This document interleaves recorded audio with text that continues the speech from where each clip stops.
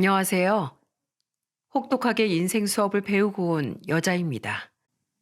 젊은 나이도 아니고 불혹을 넘긴 나이에 혹독한 인생 수업을 치를 줄은 몰랐네요.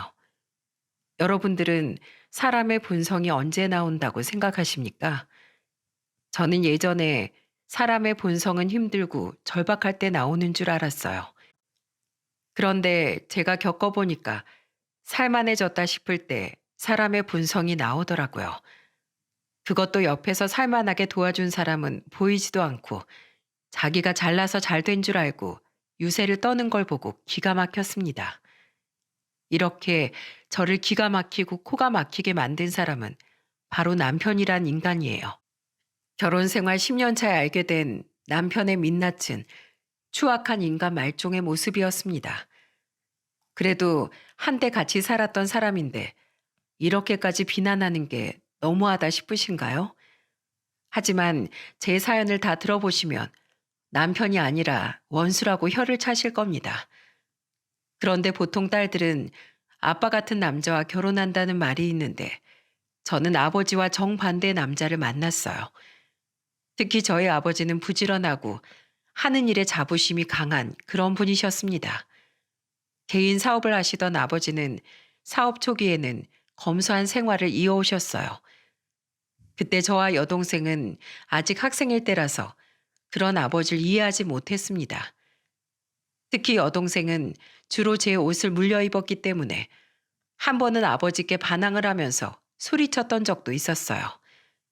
여동생이 중학교에 입학하던 때였는데 제가 입던 교복을 여동생이 물려 입게 된 거죠. 그 사실을 듣고 여동생이 아버지한테 울면서 말했습니다. 나도 새 교복 사줘. 교복 한 번 사면 3년 동안 입는데 언니가 입던 걸 어떻게 입어? 왜 못 입어? 네 언니가 깨끗하게 입어서 완전 새거나 다름없어. 남들은 남의 집에서 교복 가져다가 입힌다는데 넌 언니가 있어서 얼마나 다행이야. 그래도 싫어. 나도 새 교복 입고 싶단 말이야. 내 친구들은 다 새로 교복 맞추러 갔는데 왜 나만 헝교복이야. 그래도 이 아빠가 가방이랑 신발 사주잖아. 뚝 그쳐. 네가 아직도 애야? 중학생이 새 교복 입는다고 되는 줄 알아? 나이 먹었으면 나이에 맞게 행동해야지. 너 하는 것만 보면 아직도 초등학생이야. 아버지는 떼를 쓰는 여동생을 나무라셨어요. 그걸 지켜보던 엄마가 여동생을 달래주면서 말씀하셨습니다. 영은아, 엄마가 내년에 새로 사줄게. 그러니까 딱 1년만 언니 교복 입어. 싫어. 나도 새 교복 입고 학교 가고 싶어. 왜 나만 언니 교복이야? 친구들은 다 새 거 입고 올 텐데 왜 나만 이런 거 입어? 한창 예민할 나이라 그런지 여동생은 친구들처럼 새 교복을 입기를 원했어요. 하지만 그 무렵이 아버지 사업 초창기라 허리띠를 졸라 매야 될 시기였죠. 그때 아버지는 속상하셨는지 괜히 여동생을 보고 소리치면서 말씀하셨습니다. 그럼 학교 가지 마. 네 언닌 고등학교 교복 새로 산 줄 알아? 아빠 친구 딸이 입던 교복 물려 입은 거야. 왜 넌 네 고집만 부려? 다 집안 형편껏 사는 거야. 뱁새가 황새 쫓아가다 가랑이 찢어진다는 말도 몰라? 아빠는 너 가방이랑 신발만 사줄 수 있다고 분명하게 말했어. 새 교복 입고 학교 가고 싶으면 학교 가지 마. 아버지의 호통에 여동생은 울음을 뚝 그쳤습니다. 그때는 저도 남이 입던 교복을 물려 입는 게 너무 싫더라고요. 하지만 사업 초창기였던 아버지가 밤낮으로 일하시는 걸 보니까 제 고집만 부릴 수 없었습니다. 그래서 저는 그날 저녁 방에 혼자 계시던 아버지한테 가서 조심스럽게 말했습니다. 아빠, 난 가방이랑 신발 필요 없으니까 영은이 교복 새로 사주세요. 뭐? 너도 신발 새로 사고 싶다고 했잖아. 근데 못 신을 정도로 낡은 거 아니에요. 그래서 더 신어도 괜찮을 것 같아요. 어차피 저는 공부만 하니까 괜찮은데 영은이는 왈가닥이라 교복 험하게 입을 거예요. 아빠가 미안하다. 갑자기 사업을 벌리는 바람에 너희들한테 제대로 해주지도 못하는 것 같구나. 다른 것도 아니고 아빠 일이잖아요. 저는 괜찮으니까 영은이 교복 새로 사주세요. 아직 어려서 민감할 거예요. 그래, 아빠가 미안하다. 금방 나아지면 아빠가 너 원하는 것부터 해줄게. 네, 저 너무 신경 쓰지 마세요. 저는 그때 여동생을 위해서 제가 조금 양보하기로 했어요. 초등학교에서 중학교로 입학하는 동생이 기분 좋게 시작하길 바랬거든요. 어려운 시기에도 서로 양보도 하면서 우애 좋게 컸습니다. 가족들이 조금씩 배려하면서 견디다 보니까 아버지 사업도 자리를 잡아가고 있었습니다. 제가 대학생이 될 무렵에는 집안 형편이 좀 넉넉해지면서 아버지도 여유를 찾으셨어요. 아버지는 사업이 자리 잡고 나서 제일 먼저 한 것이 가족들을 챙기는 일이었어요. 그런데 가족들을 위해서라면 큰 돈도 쓰시는 분이 본인을 위해서는 10원 한 장 그냥 쓰지 않으셨습니다. 심지어 아버지는 패딩을 한 벌 사면 찢어지기 전까지는 그냥 쭉 입고 다니셨어요. 그걸 지켜보던 저는 계속 신경이 쓰였습니다. 그래서 저는 대학 졸업 후 첫 직장에 입사하자마자 아버지께 패딩을 선물했습니다. 아버지가 자주 입던 패딩이 너무 낡아 있었거든요. 제가 패딩을 드리자 아버지는 놀란 목소리로 말씀하셨어요. 나 겉옷 있는데 뭐하러 이런 걸 샀어? 첫 월급이면 사고 싶은 것도 많을 텐데. 아빠 패딩이 너무 낡아서 색도 바랜 것 같아서 한 벌 샀어요. 나이 드실수록 겉옷을 잘 챙겨 입으셔야 한다니까요. 됐어. 다 늙은 아저씨 누가 그렇게 쳐다본다고. 아빠, 그래도 명색이 사장님이신데 옷은 좀 갖춰 입으셔야죠. 앞으로 아빠 겉옷은 내가 책임질게요. 아이고, 내가 딸 잘 둬서 아주 호강하네. 이래서 아들보다는 딸이 최고라니까. 내가 열아들 안 부럽다. 아버지는 말로는 괜찮다고 하시면서도 첫 월급으로 제가 사드린 잠바가 마음에 드셨는지 이리저리 살펴보셨어요. 가족들한테 쓰는 돈은 아까워하지 않으면서 아버지는 본인한테 쓰는 돈은 아끼셨습니다. 그런 아버지를 보면서 감사하기도 하고 짠하기도 했어요. 그 후 여동생이 직업 군인으로 살기 시작했을 때 아버지는 여동생을 자랑스럽게 생각하셨어요. 그렇게 가족들은 각자의 위치에서 치열하게 삶을 살아갔습니다. 그리고 시간이 흘러 저는 직장 동료 소개로 만나 2년 정도 연애하던 남자친구와 결혼을 결심하게 됐어요. 남자친구는 시댁 식구들과 같이 매물로 나온 숙박업소를 같이 인수해서 식구들과 운영 중이었죠. 형편이 넉넉한 편은 아니었지만 누구보다 성실한 사람이었습니다. 어려운 상황에도 꿋꿋하게 이겨내는 사람이라서 믿음이 더 갔습니다. 그렇게 저희 집에 처음 인사 갔을 때 아버지는 남편을 보면서 물었어요. 숙박업소는 가족들이랑 같이 운영 중인가? 네, 부모님이랑 같이 운영 중입니다. 부모님께서 아들을 기특하게 생각하시겠네.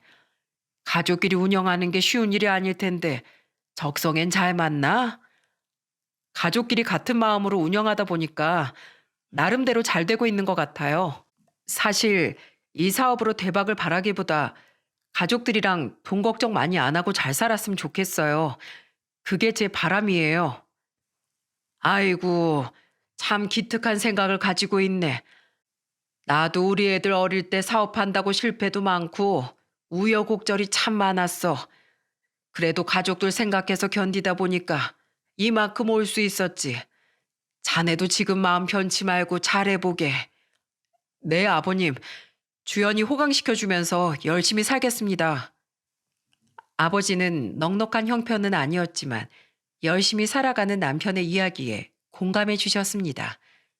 사실 그날 남편은 아버지를 뵙기 전 잔뜩 긴장한 채 갔었어요. 그런데 생각보다 아버지와 대화가 잘 끝나자 남편은 저한테 안도의 한숨을 쉬면서 말했습니다. 나 실수한 거 없나? 너무 긴장하고 가서 무슨 말 했는지 모르겠어. 괜찮았어. 우리 아빠가 응원도 해주셨잖아. 혹시나 내가 너무 부족해서 싫어하시면 어떡하나 걱정했는데 다행이다. 좋은 말씀 많이 해주셔서 오히려 내가 응원을 받은 기분이야. 우리 아빠도 바닥부터 시작해서 지금 위치까지 오신 거야. 나 학교 다닐 땐 교복도 물려입고 그랬다니까. 정말? 너무 멋지시다. 나도 꼭 열심히 해서 노후에는 아버님처럼 멋있게 나이 들고 싶어. 오빠도 할 수 있어. 내가 있잖아. 난 오빠 믿어. 내가 처자식 안 굶기게 열심히 해볼게. 나만 믿어. 그때만 해도 성실하고 착실한 남편을 철석같이 믿었습니다. 아버지도 식구들과 열심히 사업을 꾸려가는 남편을 응원했어요. 그렇게 저는 남편과 행복한 미래를 그리면서 결혼에 골인했습니다. 그리고 결혼 후 신혼집에 저희 부모님을 초대했어요. 양가 부모님의 도움 없이 저희 둘만의 노력으로 마련한 보금자리를 꼭 보여드리고 싶었거든요. 그런데 그때 아버지는 남편을 보면서 진지한 목소리로 말씀하셨어요. 자네 운전면허는 있나? 네, 면허 있습니다. 그럼 내일 나랑 가서 차 구경 좀 하게. 내가 자네 차 한 대 뽑아줄게. 네? 차요? 아유, 괜찮습니다. 저 지금 차 필요 없어요. 결혼한 사람이 왜 차가 필요 없어? 나중에 애라도 생기면 차가 얼마나 중요한데? 평생 둘이서 살 것도 아닌데 사준다고 할 때 사. 그럼 나중에 아이 생겼을 때 그때 받겠습니다. 지금은 정말 괜찮아요. 그리고 저희 힘으로 살아본다고 했는데 제가 어떻게 손을 벌려요? 당분간 저 좀 믿어주세요. 남편은 아버지가 차를 사준다고 해도 거절했습니다. 그 당시만 해도 남편은 자기 사업으로 집안을 일으켜 보려는 의지가 강했어요. 그래서 아버지도 그런 남편을 보면서 기특한 듯 바라보며 말씀하셨습니다. 배포가 보통 배포가 아니네. 그래, 남자라면 그 정도 의진이 있어야 성공하지. 힘들면 언제든지 말해. 내가 아주 팍팍 밀어줄게.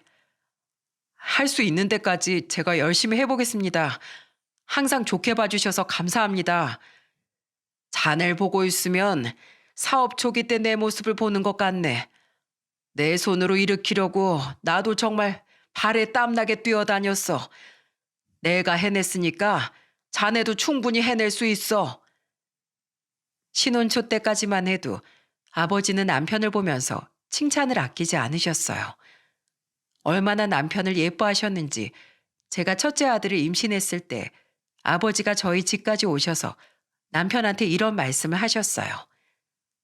자네, 이거 받아. 차 키를 왜 저를 주세요? 내가 자네 주려고 차 뽑았으니까 주지. 네? 차를 정말 계약하신 거예요? 내가 또 그냥 오면 자네가 안 받는다고 할 게 뻔하니까 아예 계약하고 차 나올 때까지 기다렸다가 온 거야. 제가 이걸 어떻게 받아요? 저희 정말 괜찮습니다. 저희가 쓸 차는 제가 알아볼게요. 자네 지금 내 성의를 무시하나? 어른이 주면 그냥 잘 쓰겠습니다. 하고 받기도 해야 하는 거야. 제가 아버님께 해드린 것도 없어서 정말 죄송스러워서 그래요. 자네가 해준 게 뭐가 없어. 우리 딸이랑 잘 살고 있고 곧 있으면 손자도 태어날 텐데 자넨 충분히 자기 역할 잘하고 있네. 자네가 잘하고 있으니까 내가 어디서 기죽지 말라고 이런 차도 사주는 거야. 그러니까 앞으로도 사고 치지 말고 지금처럼만 잘해. 아버님, 감사해요. 저 이렇게 믿어주셔서 제가 정말 몸둘 바를 모르겠습니다. 자네 이제 가장이야. 그러니까 항상 당당하게 다녀. 난 자네를 믿네. 아버지의 말에 남편은 감사해했어요. 그리고 남편은 제가 병원 가는 날마다 운전기사를 자처했습니다. 아이가 생기면서 남편은 예전보다 책임감이 더 생긴다면서 일에 전념하기도 했어요. 그런 남편의 노력 덕분인지 첫째 아들은 건강하게 태어났습니다. 그런데 큰아들이 태어난 후부터 남편은 아들을 잘 키워보겠다는 과욕이 생기기 시작했던 것 같아요. 양쪽 집안에서 첫 손자다 보니까 시부모도 친정 부모님도 제 아들을 너무 예뻐하셨어요. 특히 저희 아버지는 시간이 나면 자주 큰아들을 보러 오셨습니다. 그런데 한 번은 아버지가 남편과 같이 술에 저녁을 드셨던 적이 있었어요. 취기가 살짝 오른 아버지가 남편한테 이런 말씀을 하셨습니다. 숙박업소는 요즘 잘 운영되는 거야? 그냥 현상 유지만 하는 정도예요. 더 잘 됐으면 좋겠는데 도무지 방법을 모르겠네요. 사업이 원래 마음대로 잘 안 풀려. 그래도 항상 꾸준하게 해야 기회가 왔을 때 잡을 수 있는 거야. 남자가 기죽으면 될 일도 안 풀려. 집안의 가장은 일 안 풀린다고 기죽어 있으면 못 써. 항상 당당하게 어깨 펴고 다녀. 네, 걱정 마세요. 최선을 다해 볼게요. 그리고 항상 주머니에 현금은 꼭 넣고 다녀. 바깥일 하는 사람은 주머니가 안 비게 해야지. 자, 이건 내가 주는 특별 보너스야. 아버님, 저한테 왜 이런 걸 주세요? 저 괜찮습니다. 에휴, 너도 곳간이 차 있어야 자신감이 생기지. 사람이 돈이 있어야 당당하게 다니는 거야. 사람들 만나면 얻어먹지만 말고 술값도 내고 해. 그리고 애 키우다 보면 돈 들어갈 일도 많으니까 잘 가지고 있게. 남편은 아버지가 건넨 봉투를 받고 깜짝 놀랐어요. 그 봉투에는 200만 원이 들어있었거든요. 아버지도 사업하면서 어려웠던 때가 있어서 그런지 남편을 잘 챙겨주셨어요. 이런 아버지의 호의를 처음에는 남편도 감사한 마음으로 받았습니다. 그런데 호의가 계속되면 권리로 생각하는 사람이 있지 않습니까? 그게 바로 저희 남편이었어요. 아버지가 응원하는 마음으로 남편을 챙겨줬던 건데 그때 남편은 착각을 하기 시작한 겁니다.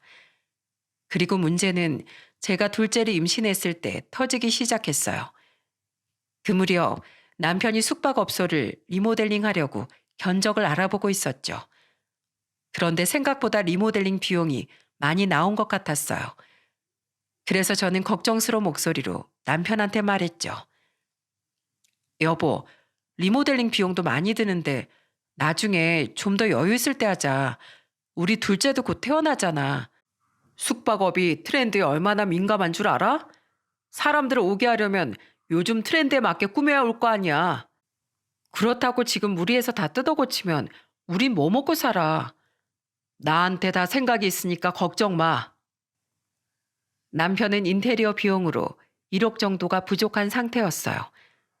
그런데 이미 둘째까지 생긴 마당에 대출받아서 진행하기가 좀 부담스럽게 느껴질 수밖에 없었습니다. 상황이 이런데도 남편은 방법이 있다면서 저한테 걱정 말라고 했어요. 그 후 저는 남편이 생각해낸 방법의 실체를 알고 기가 막혔습니다. 어느 날 남편이 뜬금없이 집으로 저희 아버지와 같이 들어오는 거예요. 저는 갑자기 아버지가 오시길래 깜짝 놀라서 물었습니다. 아빠, 무슨 일로 오셨어요? 오늘 온다는 말도 없으셨잖아요. 이 서방이 중요하게 할 말이 있다고 같이 가자고 하길래 왔다. 남편이 할 말이 있다고 그랬어요? 그래. 그래서 너도 볼 겸 우리 큰손자도 볼 겸 해서 왔지. 저는 남편이 갑자기 저희 아버지한테 중요하게 할 말이 있다는 말에 의아했어요. 그런데 그날 저녁 남편이 아버지한테 털어놓은 중요한 말을 듣고 깜짝 놀랐습니다. 남편이 갑자기 아버지께 술을 한 잔 따라드리면서 황당한 말을 했어요. 아버님, 요즘 숙박업소 트렌드가 깔끔하고 모던한 인테리어더라고요. 그래서 저도 제가 운영 중인 곳을 제대로 리모델링 좀 해볼까 하는데 어떻게 생각하세요? 아, 좋지. 인테리어가 바뀌면 분위기도 달라질 텐데 훨씬 좋겠구만. 그렇죠? 근데 이게 인테리어를 하려고 하니까 돈이 너무 많이 드네요. 얼마나 들길래 그래? 여기저기 다 끌어와도 1억 정도가 부족해요. 1억? 인테리어가 보통 일이 아니네. 그래서 말인데요. 아버님, 1억 정도 여유가 되면 좀 도와주실 수 있으세요? 설마 했는데 남편이 아버지한테 돈 얘기를 꺼내는 걸 보고 기겁했습니다. 돈이 없으면 안 해야 되는 거 아닌가요? 그런데 너무 뻔뻔하게 아버지한테 돈 얘기를 하는 걸 보고 저는 깜짝 놀랐어요. 아버지도 당황하셨는지 난감한 목소리로 말씀하셨어요. 나도 사업을 하는데 그렇게 큰 돈을 어떻게 주나? 자네도 사업하니까 알 거 아니야.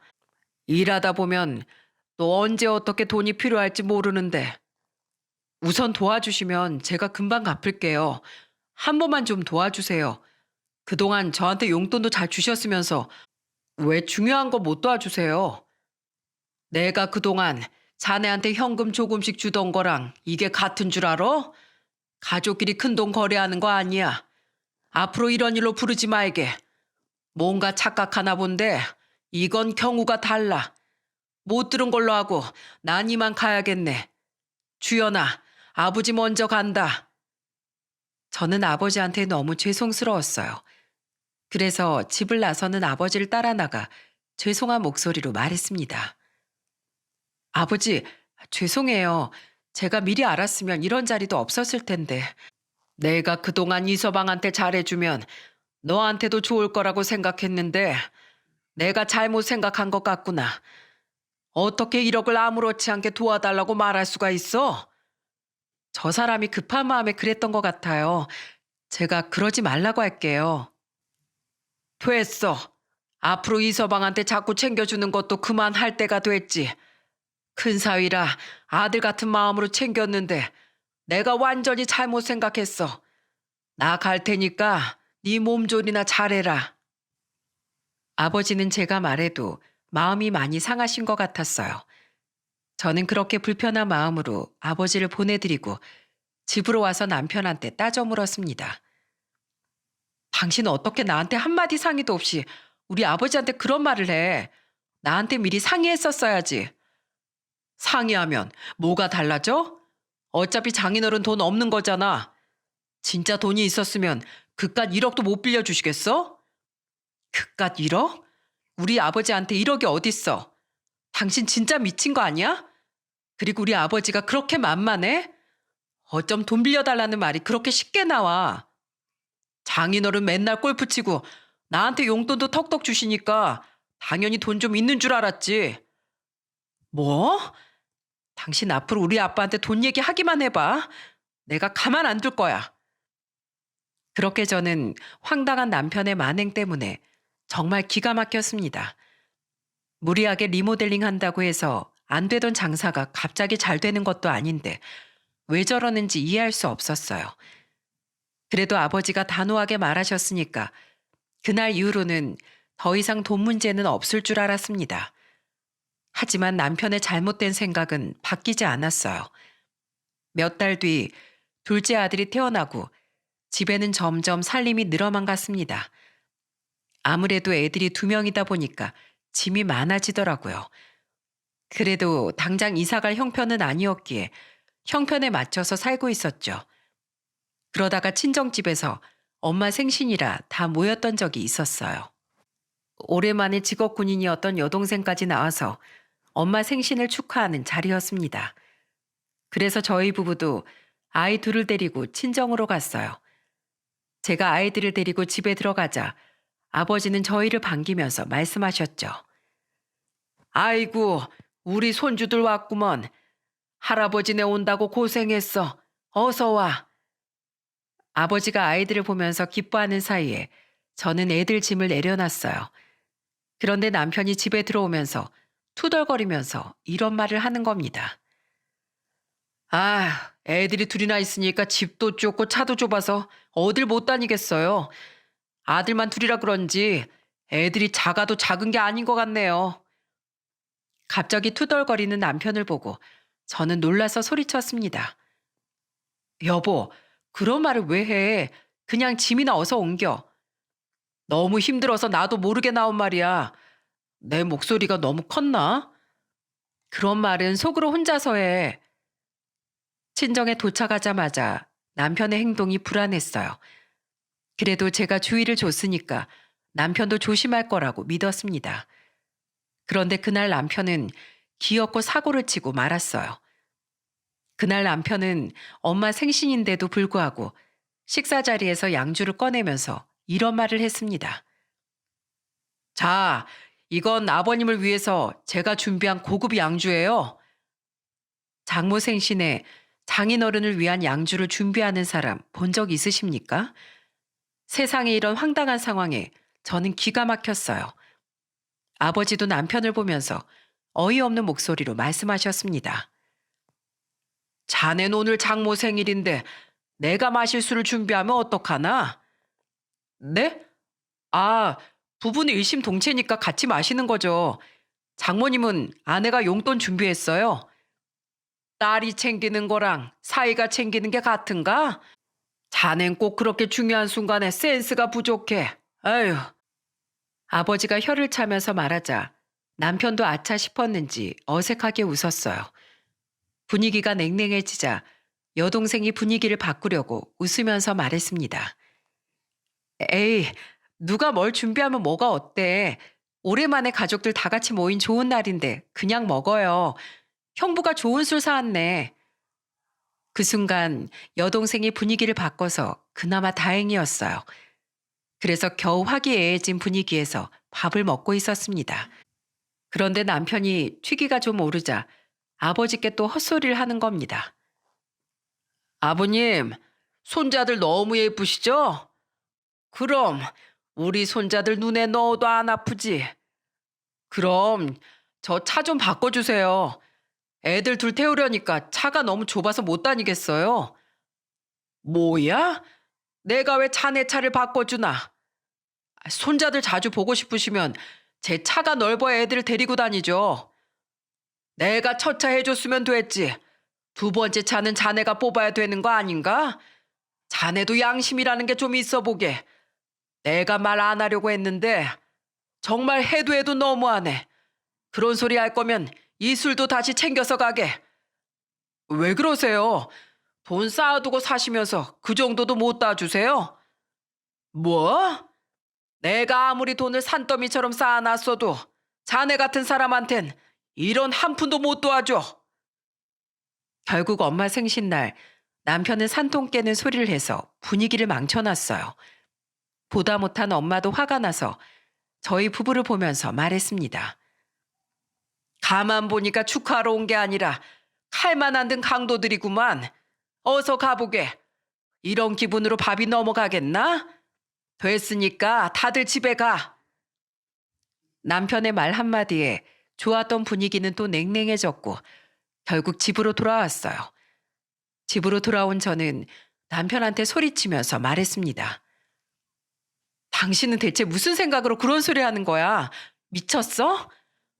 어려우면 손 좀 벌릴 수도 있지. 뭐가 문제야? 당신 부모님한테 손 벌려. 왜 맨날 우리 아빠한테 그러는 거야? 아, 지금 여기서 우리 부모님 얘기가 왜 나와? 어차피 돌아가실 때 이고 가실 것도 아닌데 필요할 때 주면 좋잖아. 뭐라고? 아버지가 평생 힘들게 버신 돈을 왜 우릴 줘? 두 분 노후자금으로 써야지. 한 번만 더 우리 아빠한테 돈 얘기 꺼내기만 해봐. 내가 가만 안 둘 줄 알아. 그렇게 남편과 저는 돈 문제로 또 한 번 싸웠어요. 그때 남편이 돈에 미쳤나 싶을 정도로 자꾸 틈만 나면 아버지한테 돈 얘기를 꺼내는 겁니다. 남편이 시댁 식구들과 하는 사업이 잘 안 풀리니까 남편은 전전긍긍했어요. 그래서 남편과 계속 돈으로 싸우는 날이 늘어갔습니다. 심지어 남편은 무리하게 대출까지 받아서 숙박업소 리모델링까지 한 상태였죠. 그런데 이것 때문에 괜히 숙박료만 올라가서 그나마 오던 손님들도 줄기 시작한 겁니다. 가난이 대문으로 찾아오면 사랑이 창문으로 도망간다고 하지 않습니까? 그때부터 남편과 저는 눈만 마주치면 돈으로 싸웠어요. 심지어 둘째 아들이 이유식을 시작했을 땐 남편이 제가 봐온 장바구니를 보면서 이런 말도 했습니다. 당신은 돈이 어디 있다고 맨날 이유식 재료를 다 비싼 것만 사와. 이게 뭐가 비싸? 이것도 그나마 아끼고 아낀 거야. 어차피 애들 먹으면 다 똥으로 나오는데 대충 먹여. 뭐? 당신은 먹고 안 싸? 왜 애들 먹는 걸로 난리야?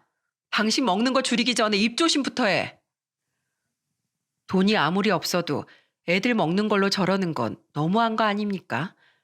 별거 아닌 문제도 남편이 다 돈으로 연결 지으니까 기가 막힐 노릇이었습니다. 그런데 몇 달 뒤 아버지가 갑자기 사업을 정리하기 시작하셨어요. 저는 무슨 일이 있나 싶어서 아버지께 전화해서 걱정스러운 목소리로 물었습니다. 아빠, 엄마한테 들어보니까 요즘 사업 정리하신다면서요. 무슨 일 있으세요? 아, 별일 없다. 그냥 이제 나도 나이가 있으니까 네 엄마랑 노후 좀 즐기려고. 나도 기운 남아있을 때 좋은 곳으로 여행도 가봐야지. 잘 생각하셨어요. 그동안 가족들 책임지느라 고생하셨잖아요. 엄마랑 둘이서 여행 다니면서 쉬세요. 그래, 고맙다. 우리 딸이 그렇게 말해주니까 내 인생에 훈장이 생긴 것 같네. 제가 애들 키워보니까 부모님 마음을 이제야 좀 알 것 같아요. 정말 감사해요. 저는 아버지가 노후를 즐기기 위해 사업을 정리하신다는 말에 너무 기뻤어요. 제가 자식을 키워보니까 부모님께서 저를 키우면서 얼마나 힘드셨을지 알겠더라고요. 그래서 저는 아버지의 은퇴를 두 팔 벌려 환영했습니다. 하지만 그런 아버지의 소식을 들은 남편은 행동이 달라지기 시작했어요. 심지어 아버지가 사업을 접으니까 남편은 저한테 어이없다는 듯이 물었습니다. 아버님이 왜 사업을 접어? 망하신 거야? 망했으면 왜? 당신이 가서 돈이라도 보태드리게? 미쳤냐? 지금 내 코가 석자야. 리모델링한 숙박업소도 장사 안 돼서 미치겠는데 무슨 소리야? 아버님한테 우리도 먹고 죽을래도 돈이 없다고 말해. 괜히 우리한테 손 벌리면 어떡해? 뭐? 그걸 지금 말이라고 해? 그동안 아빠가 당신한테 얼마나 잘해줬는데 그딴 소리를 해. 해준 건 해준 거고 형편껏 살아야지. 우린 살 날이 더 많은데 살아야 할 거 아니야. 와, 진짜 당신 소름 끼친다. 우리 아버지야말로 당신한테 손 벌릴 일 없으니까 당신이나 손 벌리지 마. 누울 자리를 보고 다리를 뻗어야지. 내가 미쳤어? 아, 이젠 비빌 언덕도 없어졌네. 남편의 말에 저는 큰 충격을 받았어요. 그동안 아버지는 사위라고 챙겨주셨는데 아버지가 망한 줄 알았던 남편은 저런 소리를 하니까 기가 막혔습니다. 저는 남편과 싸우는 횟수가 늘어만 갔습니다. 그러면서 사이도 점점 멀어져만 갔어요. 그 무렵 경기도 점점 나빠지면서 남편의 숙박업소 사업도 어려워졌습니다. 그런데 남편은 이 상황에 또 다른 사업을 구상하더니 저한테 눈을 반짝이면서 말했어요. 요즘 실내 야구 연습장이 인기라는데 나도 그건 한번 해볼까? 지금 하고 있는 것도 제대로 못하면서 뭘 또 하겠다는 거야? 아, 지금 하고 있는 게 어려우니까 다른 길을 찾아보겠다는 거지. 돈이 어디 있다고 자꾸 일을 벌리냐고. 당신이 사업을 알아? 내가 알아서 할 테니까 신경 꺼. 도무지 말이 안 통하는 남편 때문에 환장하는 줄 알았습니다. 여러분들 실내 야구 연습장 가본 적 있으신가요? 남편은 기어코 그게 요즘 돈이 된다면서 실내 야구장에 또 투자한 겁니다. 그런데 문제는 그 후부터였어요. 무리하게 대출받아서 투자하다 보니까 이자 내기도 벅찼던 거예요. 입에 풀칠하기도 힘들어진 남편이 몇 달 만에 태세 전환을 하면서 저한테 애원하면서 말하더군요. 여보, 나 진짜 너무 힘든데 아버님한테 마지막으로 딱 1억 5천만 좀 빌려달라고 하면 안 될까? 나 이러다 무너지게 생겼어. 뭐? 1억 5천? 그 돈이 누구 집 개 이름인 줄 알아? 사업 정리하셨다면서. 그래도 그동안 잘 운영하셨으니까 남은 돈이 좀 있을 거 아니야. 당신이 말 좀 잘해봐. 뻔뻔한 남편의 행동에 황당했어요. 그래서 저는 진짜로 남편이 아버지를 찾아갈까봐 노파심에 이런 말을 했습니다. 누가 그래? 우리 아빠도 사업 어려워져서 정리하신 거야. 당신 우리 아빠 사업 정리할 때 도와준 적 있어? 왜 당신 어려울 때만 우리 아버지 찾는 거야? 뭐야? 그럼 진짜 망하신 거야? 어쩐지 하루아침에 갑자기 접는 게 이상하다 싶었는데 진짜 망했어? 돈 지고 놓을 줄도 모르더니 결국은 망했네. 그래, 망했다, 망했어. 망했으니까 우리 아버지한테 손 벌릴 생각하지도 마. 저는 남편이 거머리처럼 아버지한테 들러붙을까봐 망했다고 해버렸어요. 그랬더니 남편은 정말로 저희 아버지가 망했다고 믿은 겁니다. 원래는 아버지가 환갑 때부터 사업을 차근차근 정리하고 계셨던 건데 남편은 그런 사실을 까맣게 몰랐던 거예요.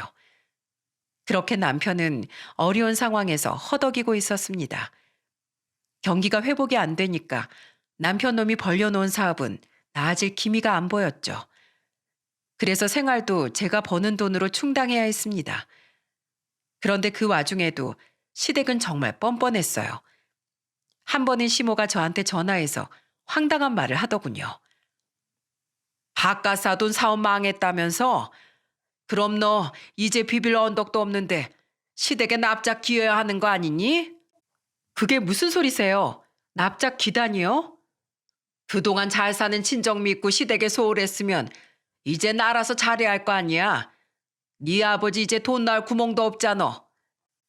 제가 그동안 시댁에 못한 게 뭔데요? 어머님 아버님 생신부터 시댁 제사 다 챙겼잖아요. 돈 필요하다고 하면 용돈까지 챙겼는데 뭘 더 하라는 말씀이세요? 어머 얘 좀 봐. 우리 집 와서 아침이라도 차리고 시부모 잘 있는지 안부도 물어야 할 거 아니야. 요즘 남편 사업 다 망해가서 저 혼자 버는 돈으로 먹고 사는 건 아세요? 제 코가 석자라서 그럴 여유가 없네요. 그럼 전 입에 풀칠하기 바빠서 이만 전화 끊겠습니다.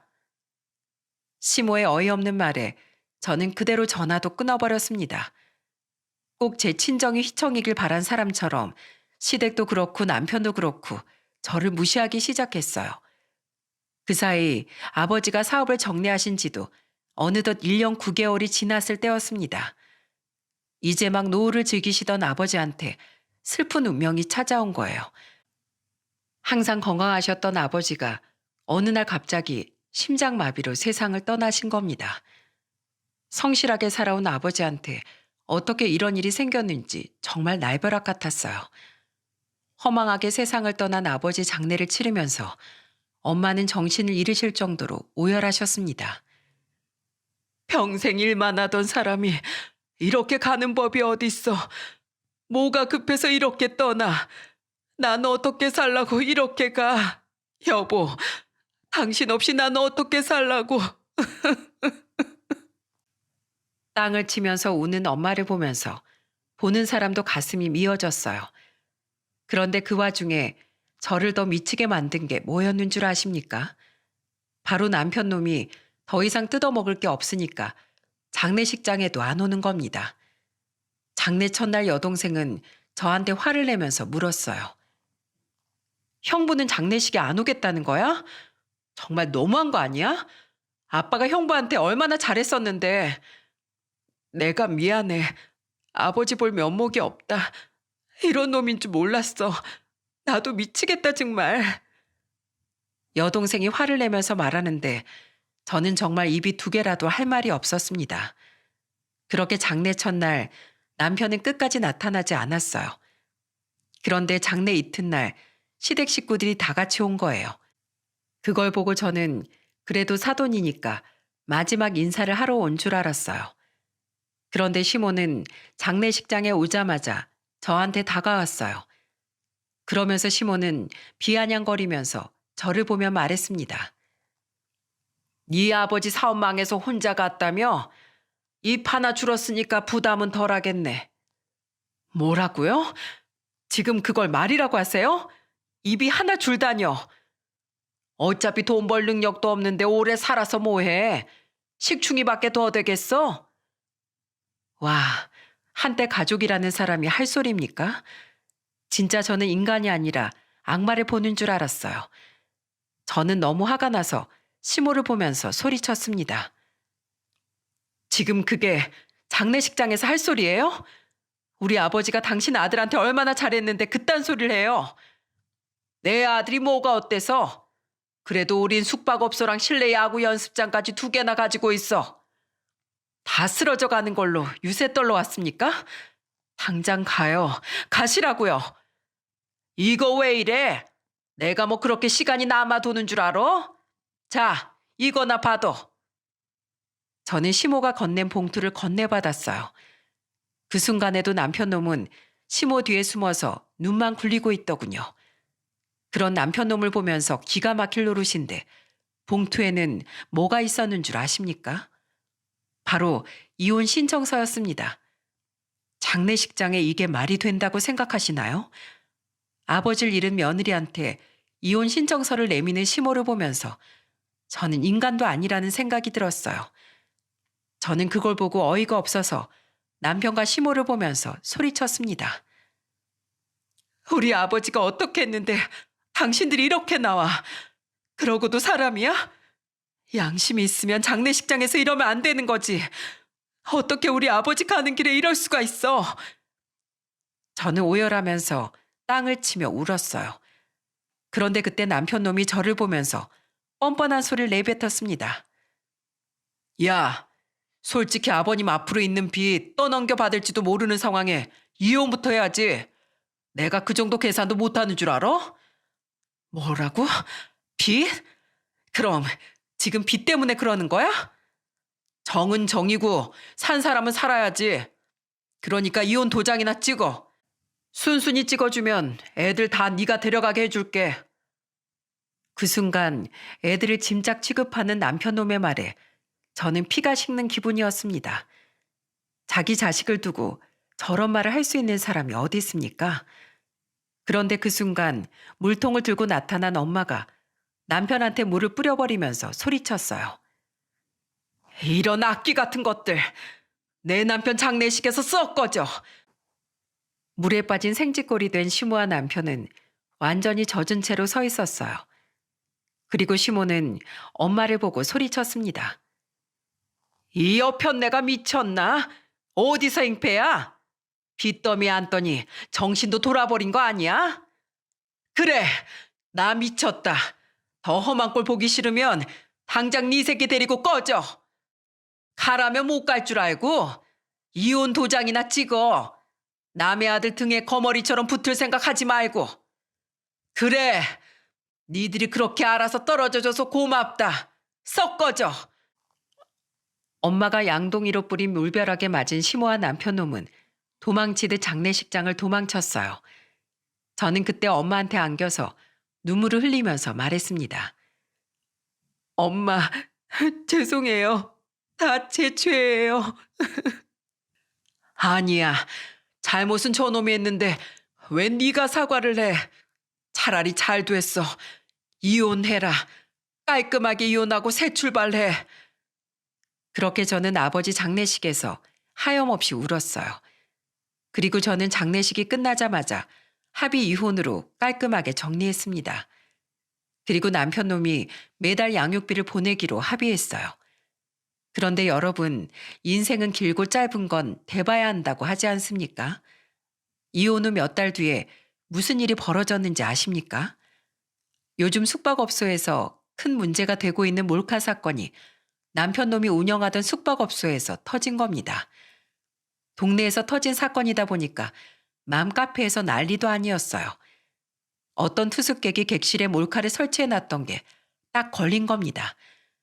발 없는 말이 천리 간다고 맘카페에서는 부정적인 댓글이 달리고 있었어요. 편히 쉬려다가 사생활 노출될 뻔했어요.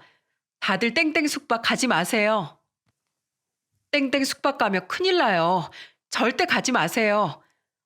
요즘 몰카가 얼마나 무서운데 숙박업소 관리가 아주 개판이네요. 땡땡 숙박, 원래도 객실 관리 엉망이었어요. 청소 제대로 안 하던 곳이라 몰카가 설치된지도 몰랐나 봅니다. 절대 가지 마세요. 인터넷에서는 이미 몰카 숙박업소로 낙인이 찍혀 있었어요. 결국 손님이 뚝 끊긴 남편 놈은 숙박업소를 헐값에 내놓기까지 했습니다. 원래 시댁에서 인수했던 금액의 절반도 안 되는 금액에 내놓은 거예요. 이런 상황에 손해가 얼마나 크겠습니까? 그런데 망한 건 둘째치고 남편 놈이 양육비를 안 보내는 거예요. 숙박업소를 정리하면서 실내 야구장까지 쫄딱 망한 남편놈한테 양육비 소송을 걸었습니다. 그러자 남편이 저한테 울면서 전화를 해온 거예요. 여보, 지금 나한테 소송을 걸면 어떡해. 나 진짜 너무 힘들어. 너 힘들다고 네 자식들 내팽개치면 되겠어? 양육비 안 보내면 어떻게 되는지 알지? 해외 출국도 못하고 인터넷에 네 신상도 공개될 거야. 진짜 당신 왜 이래? 당신도 먹고 살기 힘들어서 그래? 피차 서로 힘든데 이러지 좀 말자. 야, 누가 힘들어? 난 아버지가 남긴 유산이 있어서 무서울 거 없거든? 뭐야? 유산? 부도 나서 망한 거 아니었어? 유산이 어떻게 남아? 돈이라면 눈 돌아가는 너한테 내가 유산 얘기를 왜 하니? 우리 아버지 돈인데. 당장 양육비나 보내. 알겠어? 제발 한 번만 봐줘. 나 지금 있는 돈 다 털어서 차린 식당도 망하게 생겼어. 그건 네 사정이고 아빠 노릇하려면 양육비 보내. 저는 남편 놈한테 양육비 안 보내면 끝장을 보겠다고 으름장을 놨어요. 정말 저희 아버지가 쫄딱 망한 줄 알았던 남편 놈은 제가 유산을 받았다는 말에 깜짝 놀라더군요. 이래서 사람은 오래 겪어봐야 안다고 하나 봅니다. 저는 지금도 양육비로 전 남편과 소송 중이에요. 가난이 원수라는 말 들어보셨습니까? 가난이 억울하게 고통을 받게 만든다는 말인데 제가 겪어보니까 가난이 문제가 아닌 것 같아요. 가난을 어떻게 극복할지 사람의 마음가짐이 중요한 거였습니다. 애초에 가난은 극복할 수 있는 의지만 있다면 이겨낼 수 있어요. 하지만 전 남편처럼 가난을 문제 삼아서 가족 관계를 등지는 사람이 문제를 만드는 거였습니다. 인생은 한치 앞을 알 수 없는 만큼 가족을 믿어야 한다고 생각해요. 힘들 때 가족을 외면하는 게 아니라 서로 믿어준다면 돈독한 관계가 될 겁니다. 제 사연을 반면교사 삼아서 여러분들은 가족들과의 믿음을 쌓아가세요. 결국 힘든 순간 손을 내밀어주는 건 가족뿐이랍니다. 저는 현재 엄마와 같이 살면서 즐거운 일상을 보내고 있어요. 아이들도 할머니를 잘 따라서 여행도 자주 다닌답니다. 새해에는 더 좋은 시간 보내려고 계획 중이에요. 여러분들도 새해 복 많이 받으시고 행복하시길 바랍니다.